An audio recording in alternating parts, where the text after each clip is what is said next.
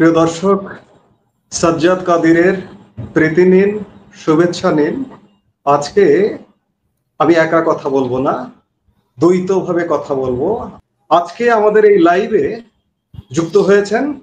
আসসালামু আলাইকুম। সাবেক প্রধানমন্ত্রী শেখ হাসিনার রায় তো প্রিয় দর্শক আমরা জানতে পারলাম, যদিও এই রায় সম্পর্কে মানুষ আগে থেকেই যা ধারণা করেছিল তেমনটাই হয়েছে। এখন বিষয় হচ্ছে যে শেখ হাসিনার বিচারের রায়ে যে মৃত্যুদণ্ড ঘোষণা করা হলো, তার মধ্য দিয়ে বাংলাদেশের রাজনীতিতে অদূর ভবিষ্যতে, সুদূর নয় অদূর ভবিষ্যতেই কী ধরনের প্রভাব পড়তে পারে, এবং একই সঙ্গে প্রশ্ন, এই রায় আসলেই কতটা বাস্তবায়ন করা সম্ভব হবে।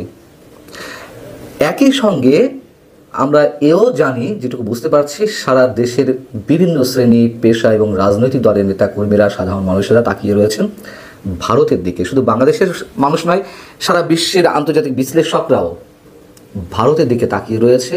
ভারতের ভূমিকা পরবর্তীতে কী হতে পারে, আমি ভারত সম্পর্কে পরে আসছি। কী প্রভাব পড়তে পারে এই রায় পরবর্তী অদূর ভবিষ্যতে। কাতার ভিত্তিক আন্তর্জাতিক গণমাধ্যম আল জাজিরা বলছে যে এই রায় বাংলাদেশের আগামী দিনের রাজনীতিতে গুরুতর প্রভাব ফেলবে, এবং সেটি নিঃসন্দেহে নেতিবাচক হতে পারে, ধ্বংসাত্মক হতে পারে, সহিংসতাপূর্ণ হতে পারে, এবং সেখান থেকে অন্যদিকেও টার্ন নিতে পারে, এমনটা ইঙ্গিত নানানভাবে পাওয়া যাচ্ছে। আল জাজিরার নিউজটির যে শিরোনাম, verdict May open door to national reconciliation, এতে দক্ষিণ এশিয়া বিষয়ক স্বাধীন গবেষক আব্বাস ফয়েজের উদ্ধৃতি তুলে ধরা হয়েছে। তিনি বলছেন যে আগামী বছর নির্বাচন, এর আগে জনমতের চাহিদা বিবেচনায় নেওয়া হয়েছে, এমন একটি বার্তা দিতে চাইছে অন্তর্বর্তী সরকার। তারা দেখাতে চাচ্ছে তাদের তত্ত্বাবধানে স্বচ্ছ ও উন্নত বিচার প্রক্রিয়া সম্ভব, তবে এর পরিণতি কী হবে তা এখনই বলা কঠিন। এএফপি, আন্তর্জাতিক বার্তা সংস্থা, এএফপি যে রিপোর্টটি করেছে সেখানে কমেন্ট নেওয়া হয়েছে ইন্টারন্যাশনাল ক্রাইসিস গ্রুপ। আমি এই প্রতিষ্ঠানটিকে খুবই গুরুত্বের সঙ্গে বিবেচনা করি। এটি একটি স্বাধীন গবেষণা প্রতিষ্ঠান, অন্যান্য গবেষণা প্রতিষ্ঠানের মতো তারা পার্শিয়ালি কোনো কিছু মন্তব্য করে না বা গবেষণায় তুলে আনে না। আমার কাছে এ যাবৎ যতগুলো আমি তাদের গবেষণা বাংলাদেশ সম্পর্কে পেয়েছি বা বিশ্বের অন্যান্য দেশের সংঘাতময় যুদ্ধ পরিস্থিতিতে যে দেশগুলো রয়েছে তাদের নিয়ে যে বিশ্লেষণ ইন্টারন্যাশনাল ক্রাইসিস গ্রুপের, তা খুবই যৌক্তিক মনে হয় আমার কাছে। যাই হোক, ইন্টারন্যাশনাল ক্রাইসিস গ্রুপের বিশ্লেষক টমাস কিনের বক্তব্য তুলে ধরেছে এএফপি। তার মন্তব্য হচ্ছে, এই রায়ের ফলে বাংলাদেশের রাজনীতিতে হাসিনার ফিরে আসার সম্ভাবনা ক্ষীণ হয়ে পড়েছে।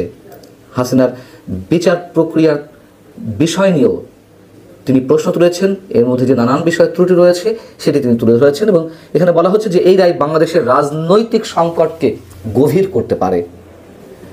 বিবিসি বলছে যে শেখ হাসিনার বিচারের যে রায়, তা জাতির জন্য একটি গুরুত্বপূর্ণ মুহূর্ত হিসেবে চিহ্নিত হচ্ছে, যা তার শাসন আমলে বছরের পর বছর ধরে দমন পীড়নের বিরুদ্ধে ক্রোধের মূলে থাকা প্রতিবাদকে সমর্থন করে।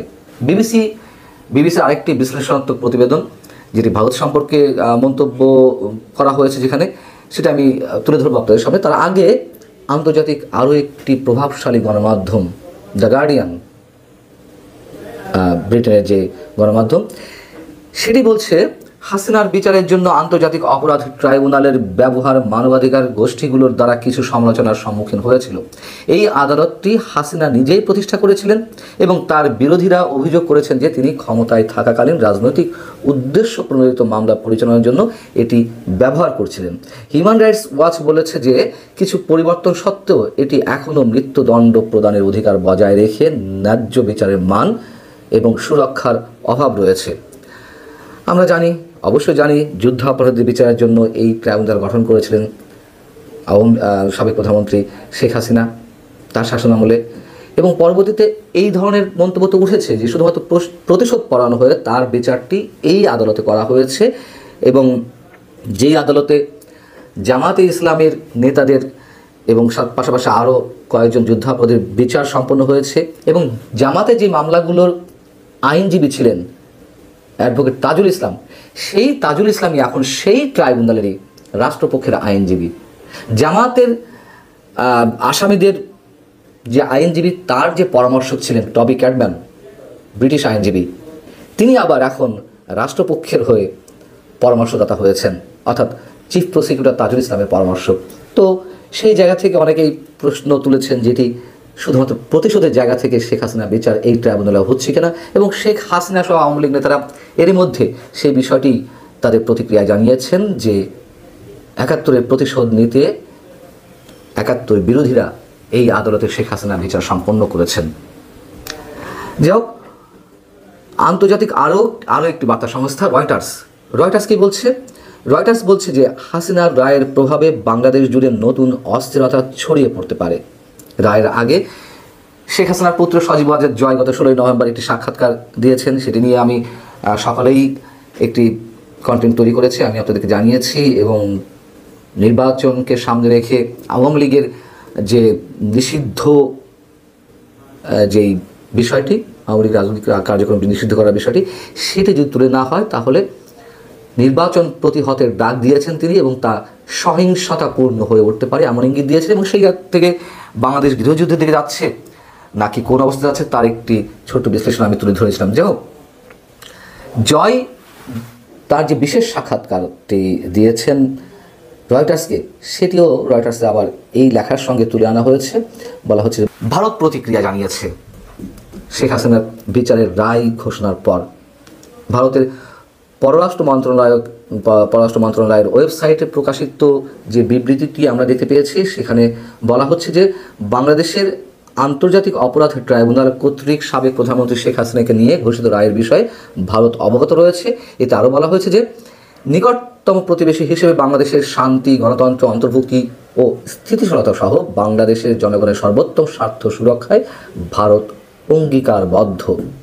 একটা শব্দ খেয়াল রাখার মতন, অন্তর্ভুক্তি, অর্থাৎ সবার অংশগ্রহণে একটি স্থিতিশীল বাংলাদেশ তারা দেখতে চায়। যা আমাদের বোঝা হয়ে যাচ্ছে। এখন বিষয় হচ্ছে যে ভারতের যে অসংখ্য গণমাধ্যম, সেটি এনডিটিভি হোক, আনন্দবাজার হোক, দ্য হিন্দু হোক, ফিনান্সিয়াল টাইমস হোক, যত গুরুত্বপূর্ণ গণমাধ্যম রয়েছে তাতে একাধিক স্টোরি করা হয়েছে এই রায় নিয়ে। এবং সেখানে ভারত সরকারের মনোভাবও সেখানে প্রচ্ছন্ন হয়ে উঠেছে এবং সেখানে প্রাধান্য দেওয়া হয়েছে। একটু আগে যা বলছিলাম, শেখ হাসিনা সহ আওয়ামী লীগ নেতাকর্মীরা যে মন্তব্য করেছেন এই রায় একেবারে সাজানো, সেটিও গুরুত্ব সহকারে তুলে ধরা হয়েছে। তো এর আগে বিবিসির আরেকটি প্রতিবেদন সম্পর্কে বলছিলাম, যেখানে নানানভাবে বিশ্লেষণ করা হয়েছে রায়ে ভারতের ভূমিকা কী হতে পারে রায়ের পরে। এই লেখাটির শিরোনাম হচ্ছে why this verdict puts India in a tricky situation. এটি লিখেছেন বিবিসির গ্লোবাল অ্যাফেয়ার্স বিষয়ক প্রতিবেদক আনবার হাসান অ্যাথিরাজান। সেখানে তিনি বলছেন যে শেখ হাসিনার দোষী সাব্যস্ত হওয়াটা ভারতের জন্য জটিল পরিস্থিতি তৈরি করেছে। কেমন জটিল পরিস্থিতি? তিনি বলছেন যে প্রত্যর্পণ অনুরোধ নাকচ করলে তার ঢাকার কাছে বিরূপ কূটনৈতিক সংকেত হিসেবে বিবেচনা করা হতে পারে, যা দুই দেশের সম্পর্ককে আরও চাপের মুখে ফেলবে। অর্থাৎ যে প্রত্যর্পণ চুক্তি, মানে বন্দি বিনিময় চুক্তি রয়েছে, সেখানে কিন্তু একটি ক্লজ রয়েছে, যদি সংশ্লিষ্ট রাষ্ট্র মনে করে যে তার দেশে আশ্রিত অন্য রাষ্ট্রের বন্দি, তাকে যে সাজা দেওয়া হয়েছে সেটি কেবলমাত্র রাজনৈতিক উদ্দেশ্যে প্রণীত, তাহলে ওই রাষ্ট্র অন্য দেশের বন্দিকে তার নিজ দেশে নাও ফিরিয়ে দিতে পারেন, সেই সুযোগ রয়েছে। অর্থাৎ মেসেজ খুব ক্লিয়ার, এখানে ভারত কী করবে, শেখ হাসিনাকে ফেরত দিবে না এবং শেখ হাসিনাও আসবেন না। খুব স্বাভাবিক, সহজ কথা। আনবার হাসান অ্যাথিরাজান বলছেন যে আবার অনুরোধ মেনে ভারত যদি শেখ হাসিনাকে ফেরত দিতে চায়, সেক্ষেত্রে দীর্ঘদিনের ঘনিষ্ঠ মিত্র অর্থাৎ আওয়ামী লীগকে উপেক্ষা করা হবে। ফলে ভারতকে এখন খুবই সংবেদনশীল এবং ভারসাম্যপূর্ণ পথে হাঁটতে হবে। ভারতের জিন্দাল গ্লোবাল বিশ্ববিদ্যালয়ের দক্ষিণ এশিয়ান স্টাডিজের বিশেষজ্ঞ অধ্যাপক শ্রীরাধা দত্ত, তিনি আল জাজিরাকে বলছেন কোনো অবস্থাতেই ভারত তাকে হস্তান্তর করবে না, অর্থাৎ শেখ হাসিনাকে হস্তান্তর করবে না। গত ১.৫ বছরে আমরা দেখেছি যে ভারত ও বাংলাদেশের মধ্যে সম্পর্ক সবচেয়ে খারাপ অবস্থানে গিয়ে পৌঁছেছে এবং অনেক সময় তা ভঙ্গুর হয়ে পড়েছে। বাস্তবতা, যা এতক্ষণ আপনাদের সামনে বিভিন্ন পর্যায়ের বিশ্লেষকের মন্তব্য তুলে ধরলাম, সেটি পরিস্থিতি জটিল হতে শুরু করবে খুব শীঘ্রই, খুব স্বাভাবিক। এবং এই বিচারের রায় আমার ধারণা আন্তর্জাতিক বিশ্লেষকদের মতামতের ভিত্তিতেই বলতে পারি এই রায় কখনো হয়তো কার্যকর হবে না। আসসালামু আলাইকুম প্রিয় দর্শক, আপনারা ভালো আছেন এটুকু আশা নিশ্চয়ই করতেই পারি। এবং প্রায় 3 মাস পর মানচিত্র চ্যানেলে আপনাদের সামনে নতুন করে হাজির হলাম। কেন প্রায় 3 মাস মানচিত্র চ্যানেল থেকে নানান ধরনের বিশ্লেষণ করা থেকে দূরে ছিলাম? শুধু মানচিত্র থেকে নয়, আমার পেশাগত জীবন কিংবা পারিবারিক জীবন থেকেও অনেক অনেক দূরে থাকতে হয়েছে। কোথায় ছিলাম এই প্রায় 3 মাস, 2.5 মাসের বেশি সময়? সেটিও নতুন করে কিছু বলার নেই, আপনারা বলতে গেলে প্রায় সবাই জানেন।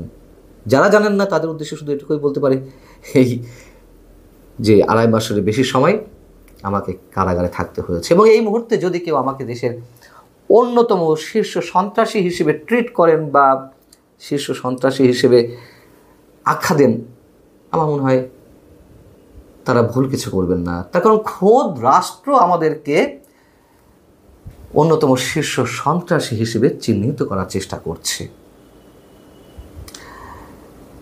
এ বিষয়ে আজ সামান্য কিছু বলবো। তার আগে যারা আমার মুক্তির দাবিতে সোচ্চার ছিলেন, দেশে বিদেশে নানান পর্যায়ে সামাজিক যোগাযোগ মাধ্যমে যেসব সাংবাদিকেরা আমাদের আটক হওয়াকে কেন্দ্র করে নানান ধরনের প্রশ্ন তুলেছেন, আমাদের মুক্তির দাবি করেছেন, তাদের প্রতি আমার সশ্রদ্ধ চিত্তে কৃতজ্ঞতা।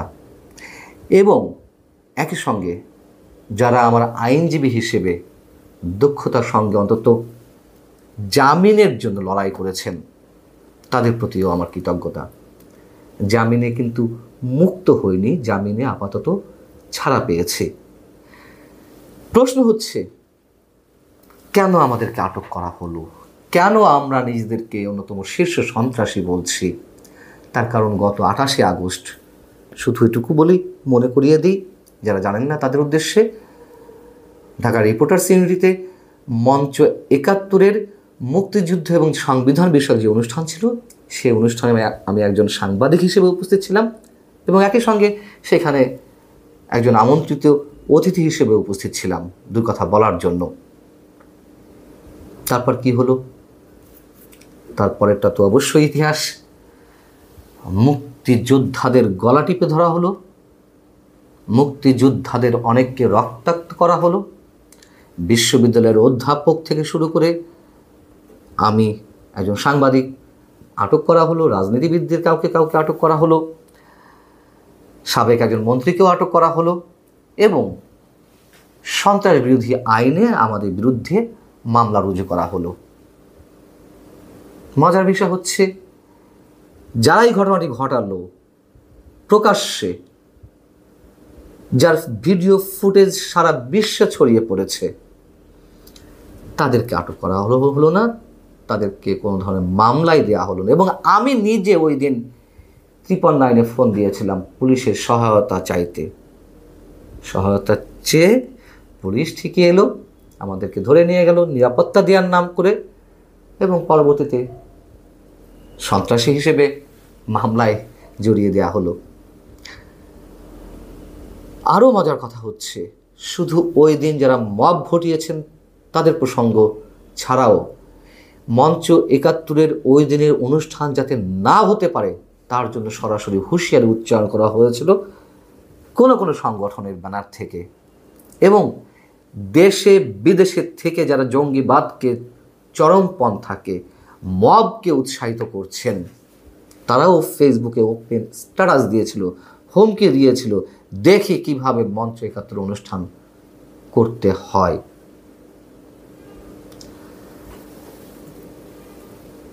এর আগে আপনাদের একটু মনে করিয়ে দিই, ব্যক্তিগতভাবে আমার বিরুদ্ধে অসংখ্য কন্টেন্ট করা হয়েছে একটি সংঘবদ্ধ চক্রের পক্ষ থেকে আমাকে আটকের দাবি জানিয়ে, আমার ব্যাংক ব্যালেন্স খতিয়ে দেখার দাবি জানিয়ে সরকারের কাছে তারা এসব দাবি জানিয়ে নানান ধরনের বক্তব্য উপস্থাপন করেছে। এবং সেই জায়গা থেকে আমার যারা শুভনোধ্যায়ী, আমার যারা শুভাকাঙ্ক্ষী, আমার যারা সহকর্মী, তারা আশঙ্কা প্রকাশ করে আসছিলেন যে কোনো সময় আমাকে আটক করা হতে পারে। আমি নিজেও এইসব বিষয় নিয়ে সম্ভবত 2টি কন্টেন্ট করেছি। কি কারণে আমাকে আটকের দাবি জানানো হচ্ছে, কেন আটক করা হতে পারে, একজন সাংবাদিকের দায়িত্ব কি, একজন সাংবাদিক কোন কোন বিষয়ে কথা বলবেন, কোন বিষয়ে তার সীমাবদ্ধতা, যারা ক্ষমতাশালী তাদের বিরুদ্ধেই প্রশ্ন তোলা একজন সাংবাদিকের কাজ। এইসব প্রশ্ন তুলেছিলাম, এইসব প্রসঙ্গ এনেছিলাম। এবং আপনারা জানেন যে 28 আগস্টের 2-3 দিন আগে সম্ভবত জামায়াতের সাবেক আমির গোলাম আজমের পুত্র, সাবেক সেনা কর্মকর্তা আবদুল্লাহ হিল আমান আজমি, তিনি আমাকে হুমকি দিয়েছিলেন দেখে নেওয়ার, পত্রিকায় বিজ্ঞাপন দিয়ে আমার বিরুদ্ধে ব্যবস্থা নেওয়ার ঘোষণা দিয়েছিলেন। সেই জায়গা থেকেও নতুন করে আশঙ্কা সৃষ্টি হলো, আশঙ্কাটি তীব্র হলো, আমাকে আটক করা হতে পারে। তাহলে কি প্রশ্ন করব, যে কোনো উপায়ে আমাকে আটক করার কোনো পরিকল্পনা থেকেই 28 আগস্টে এই ঘটনা কাজে লাগানো হয়েছে? কি অপরাধ ছিল এই আয়োজকদের এই অনুষ্ঠানের? মুক্তিযুদ্ধ নিয়ে কথা বলা যাবে না, সংবিধান নিয়ে কথা বলা যাবে না, আর তো অনেকে বলছে। কিন্তু ওই অনুষ্ঠানের আয়োজকদের বা ওই অনুষ্ঠানে যারা উপস্থিত ছিলেন তাদের অপরাধ কি ছিল? এবং আমাদেরকে যে সন্ত্রাস বিরোধী আইনে মামলা দেওয়া হলো আমাদের বিরুদ্ধে, সেই আইনে কি বলা হয়েছে?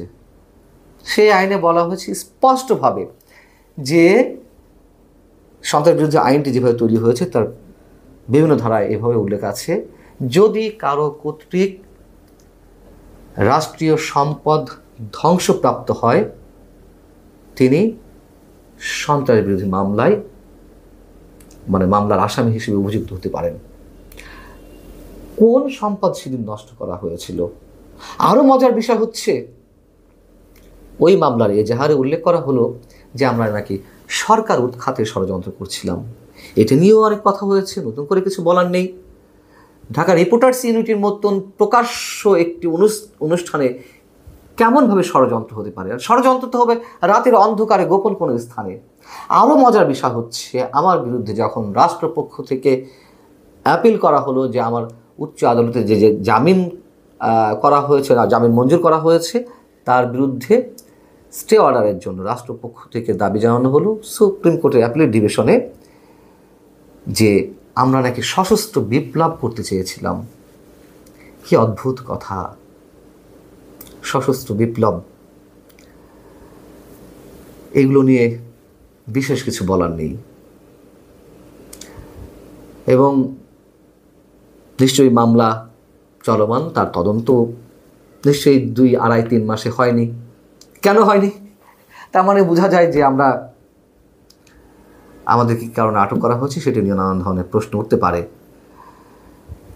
মঞ্চ 71-এর অনুষ্ঠান নিয়ে নেত্র নিউজের পক্ষ থেকে একটি ভিডিও কন্টেন্ট তৈরি করা হয়েছে আমাকে নিয়ে। সেখানে আমার যিনি লার্নেড লয়ার তার বক্তব্য নেওয়া হয়েছে, আরও অনেকের বক্তব্য নেওয়া হয়েছে। এর মধ্যে বক্তব্য নেওয়া হয়েছে অধিকার নামের একটি এনজিওর কর্তা ব্যক্তি নাসরুদ্দিন এলানের। তিনি সেখানে প্রশ্ন তুলেছেন আমাকে নিয়ে যে সাংবাদিক হয়েছে বলে কি আটক করা যাবে না? তার বিরুদ্ধে যদি কোনো নির্দিষ্ট অভিযোগ থাকে, ফ্যাসিবাদের বিরুদ্ধে বা ফ্যাসিবাদের দোষর হিসেবে কাজ করার কোনো অভিযোগ থাকে।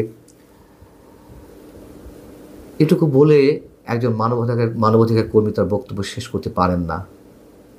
এই যে নাসরুদ্দিন এলান, অধিকারের পরিচালক অথবা অধিকারের তৎকালীন পরিচালক বা কর্তা ব্যক্তি, আজকের যিনি শিল্প উপদেষ্টা আদিলুর রহমান, তাদেরকে যখন 2 বছর ধরে কারাগারে বন্দি রাখা হয়েছিল আওয়ামী লীগ সরকারের সময়, আমি নিজে তাদেরকে নিয়ে কথা বলেছি। তাদের যে আটকাদেশ, তাদের যে আটক করে রাখা হয়েছে, কীভাবে মানবাধিকার লঙ্ঘন করা হচ্ছে সে বিষয়ে কথা বলেছি। অবশ্যই ফ্যাসিবাদের দোষর হিসেবে কোনো ধরনের সম্পৃক্ত থাকলে অথবা রাষ্ট্রবিরোধী কোনো অভিযোগ থাকলে যে কাউকে আটক করা হতেই পারে। কিন্তু এই যে মঞ্চ 71 অনুষ্ঠান, এটা তো একেবারে সবার সামনে, সেই অনুষ্ঠানের ভিডিও ফুটেজ সবার সামনে উঠে এসেছে। অথচ যারা মব ক্রিয়েট করলো, যারা অনুষ্ঠানটি পণ্ড করল তাদের বিরুদ্ধে কিছুই করা হয়নি, বরং তারা বিরচিতভাবে এই কাজগুলো ঘটালেন এবং গণমাধ্যমের সামনে তারা বীরত্বসূচক বক্তব্য রাখলেন। আমাদেরকে কাউকে কাউকে আটক থাকতে হয়েছে 2.5 মাসের বেশি সময়। এখনও কারাগারে আটক রয়েছেন ঢাকা বিশ্ববিদ্যালয়ের আইনের অধ্যাপক শেখ হাফিজুর রহমান কার্জন, রাজনৈতিক ব্যক্তিত্ব আবদুল্লাহ হিল কায়ুম, 80 ঊর্ধ্ব বয়স একজন মুক্তিযোদ্ধা গোলাম মোস্তফা, মুক্তিযোদ্ধা আনিসুর রহমান বুলবুল, সাবেক সচিব আবু আলম শহীদ খান, তাদের বিষয়ে এখনও কোনো ফয়সালা হয়নি। কবে তারা জামিনে ছাড়া পাবেন সেই বিষয়টিও এখনও অনিশ্চিত। মুক্তিযোদ্ধা আনিসুর রহমান বুলবুল, তার অবস্থা সঙ্গীন, তার বাইপাস হার্ট সার্জারি, তার শ্বাসকষ্ট। এই অবস্থায় কারাগারগুলোতে কী অবস্থা আপনারা জানেন, যে তিল ধারণের কোনো অবস্থা নেই, সেই অবস্থায় তাদেরকে বন্দী থাকতে হচ্ছে। আমি শেষ করব তাদের মুক্তির দাবি জানিয়ে, এবং অবশ্যই যারা এখনো পর্যন্ত এই যে নির্দোষ মানুষগুলোর পক্ষে কথা বলে যাচ্ছেন, তারা দাবি তুলছেন তাদের মুক্তির জন্য, তাদের প্রতি আমি শ্রদ্ধা জানাচ্ছি। ভালো থাকুন সবাই। নিশ্চয়ই মানচিত্রে আশা করছি নিয়মিত পাবেন। বিশ্লেষণগুলো তুলে ধরার চেষ্টা করব বিভিন্ন আঙ্গিকে, বিভিন্ন ঘটনা নিয়ে। এ পর্যন্তই। আল্লাহ হাফিজ।